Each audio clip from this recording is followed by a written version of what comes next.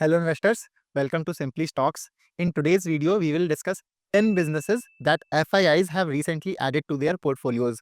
Today's video is going to be quite interesting. As we have seen in the past 3 months, the market has recovered significantly from its lows. The market is entering a good growth phase and institutional money is coming back into the market. Now, the businesses that we will study today are either going through a good growth phase or might enter soon. So, we will analyze them to know the possible reasons for which FIIs are investing in them. Now, as a standard disclaimer, this video is not in any way a buy or sell recommendation on any of these stocks. This video has been made solely for educational purposes. My aim here is only to teach you about these business models. With that being said, let's begin. So the first business on our list is Vent India. There has been an ownership change in Vent. Vent used to be a joint venture of German company Vent GmbH and Carborundum Universal, which is a Murugappa Group company. But recently, Vent sold its promoter holding in the India unit and exited from this business. If you see in the shareholding pattern, in the June quarter, meaning from April to June months, Vent GmbH's holding has gone from 37.5% to 0%. The FII stake, which was almost negligible earlier, has now increased to 2.34%, and DII's shareholding has gone up from 6.7% to 9.2%. If you look below, a very interesting name has also come up. Mukul Agarwal has also bought 2.5% stake in it. Apart from him, there is another ace investor, Siddharth Iyer, who is a partner with Mukul Agarwal in several deals. He has also taken a 1.5% shareholding. Let us understand its business.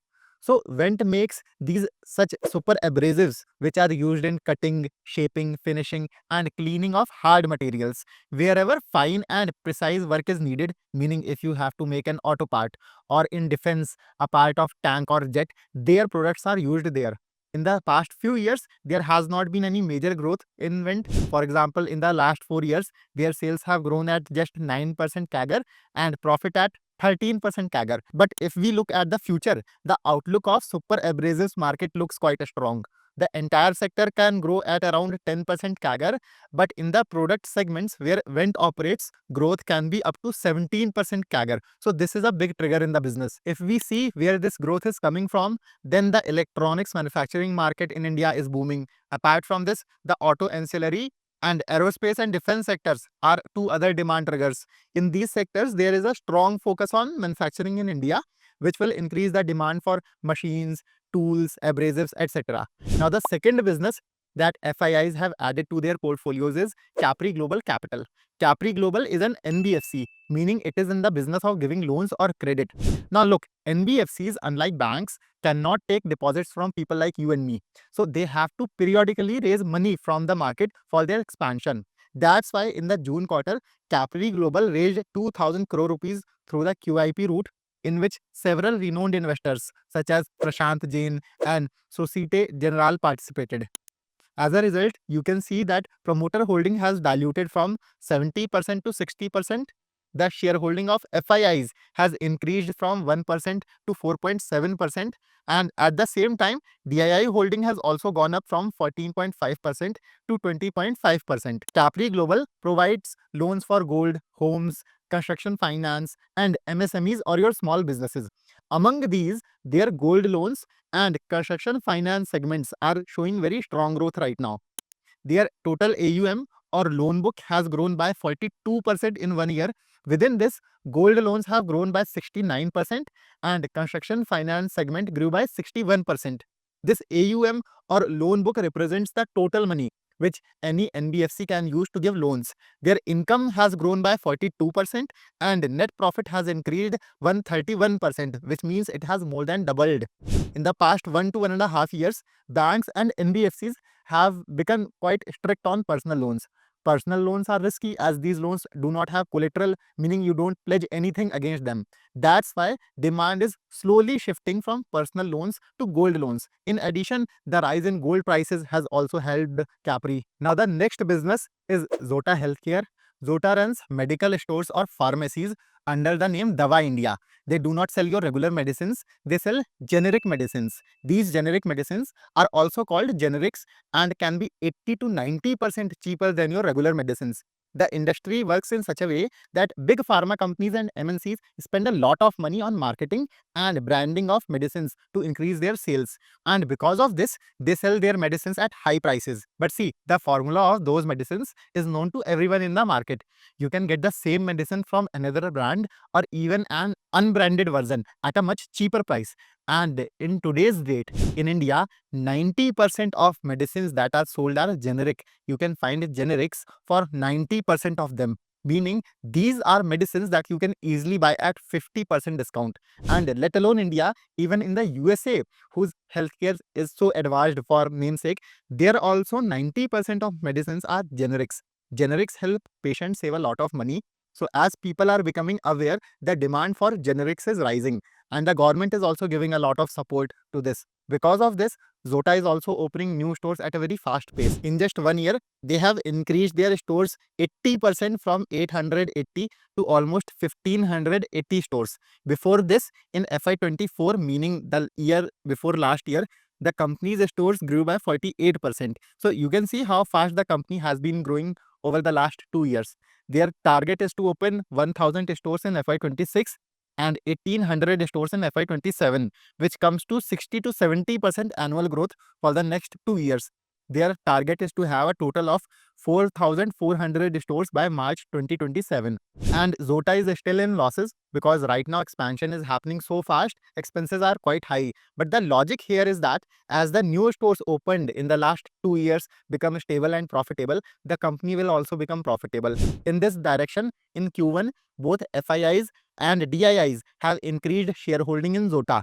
FII stake has increased by nearly 2.95 percentage points from around 0.9% to 3.8%, and DII stake also saw 1.1 percentage point increase. Now the fourth business we will study is Pennar Industries. Pennar is in the business of making pre-engineered buildings or PEBs. PEBs are buildings which are made of steel instead of concrete. There is a steel framework or skeleton of a building on which walls and roof are placed later.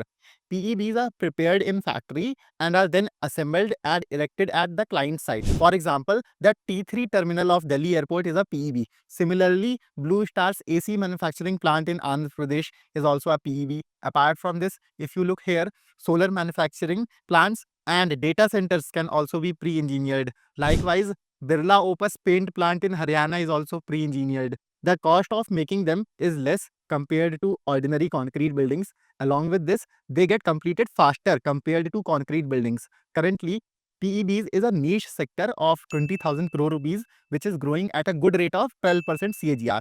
Pennar is your 15 to 20% type growth business and is currently trading at a PE of 25. In Q1, FIIs increased their shareholding in it from 3.8% to 6.23%. Now, so far, if you are liking this video, do give me a thumbs up.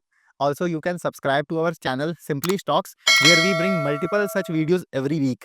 Honestly, your likes and subscribes are our only motivation so that we keep bringing such high quality research to you for free. So do like this video and you can also subscribe to our channel as well. Coming back to our businesses, the fifth is RR Cable, a small cap player in wire and cable sector.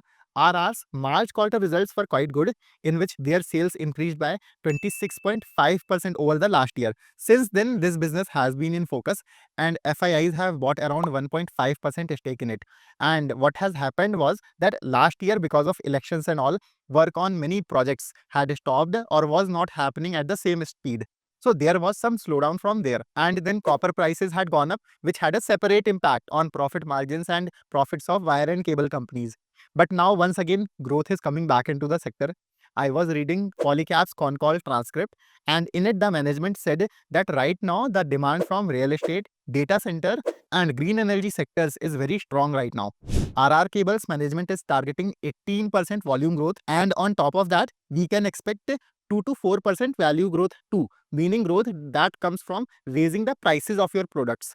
The sector is such that 65% of market is cables and 35% is wires. But RR Cable is the opposite. 70% of their sales come from wires and the remaining 30% come from cables. So right now they are working a lot on increasing their cable manufacturing capacity. for which they are doing a capex of 3,000 crore rupees. The next business in which FIIs have shown interest is Eureka Forbes. Eureka Forbes is in the business of selling air purifiers, water purifiers, vacuum cleaners, etc. If you might know, AquaGuard is their brand. You may have seen Madhuri Dixit in their ads. She is their brand ambassador. Just like RR Cable, in Eureka Forbes also FIIs have picked up around 1.5% stake. Their shareholding has increased from 12.5% to 14%. Eureka Forbes got listed last year. Earlier, this business did not have much growth, but recently they have worked a lot on their product portfolio. This business used to grow at a rate of about 8%, which the management has increased to 12% now. And going forward, they have a target to increase their sales and profits even more. The segments in which they operate, water purifier, air purifier, and vacuum cleaner, all three markets are growing fast in India as of now. These segments are recording 13 to 18% CAGR growth. So if Eureka is able to increase its business growth, which is at 12% now, up to sector growth at least, meaning 18 to 20%, then that will be a big trigger for this business. Now, the eighth business we will study is large cap company Vari Energies. Vari makes solar panels and cells, and recently their 5,400 megawatt solar cell plant went live, due to which their business is seeing good growth. Now, see, in solar manufacturing, the thing is that if you are only importing solar cells from China, assembling them, assembling panels in India and selling them, then that is not a very special business. Their margins are very low. But companies which are making solar cells in India have very good profit margins. So the solar cell companies, meaning those that have solar cell manufacturing capacity like Websol and Vari, are doing very well right now. In this direction, FIIs have increased their stake in Vari 0.7% to 2.7%. And for a large cap business, this is quite a big capital inflow. Apart from this, their Q1 results were also good. Sales increased by 32% from last year. Their EBITDA has seen very good growth. You will see that EBITDA has increased by 83% to almost 1,170 crore rupees this quarter.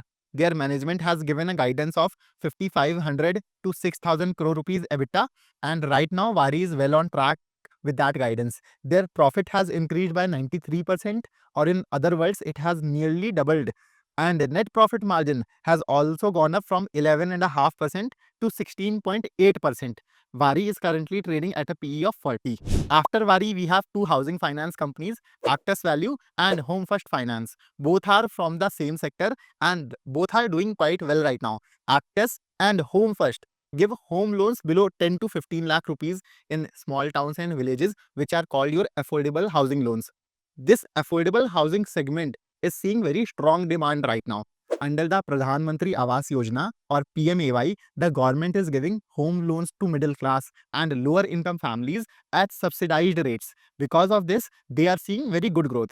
Aptus AUM has increased 24% from last year and Home First by 29% in Q1. Like Capri Global, these are also NBFCs, so they have also raised money for expansion. Both companies saw very good participation from FIIs recently. That's why you will see that in Aptus, FII's shareholding has increased from 27.7% to 30.4%. Similarly, in Home First, FIIs have increased their shareholding by 1.2 percentage points to 37.2%. You can study the housing finance sector independently by yourself. There are good opportunities here right now, and there are three quite good businesses in this: India Shelter, Home First, and Aptus, which you can look at independently.